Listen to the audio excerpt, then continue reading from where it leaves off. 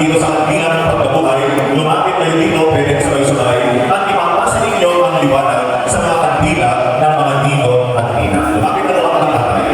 Tatay ng bata. At ipasa pa sa natin ang liwanag ni Kristo.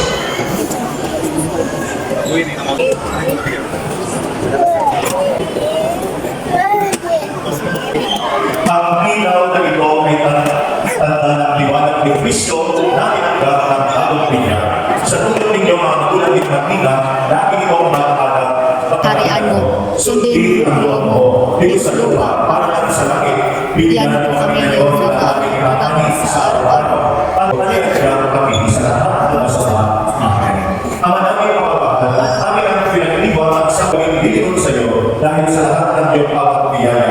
Pagpapati mo kami bilang ang pagkulang ni Martina ay manatiling katapat sa ating mga pinagamo sa Kanya.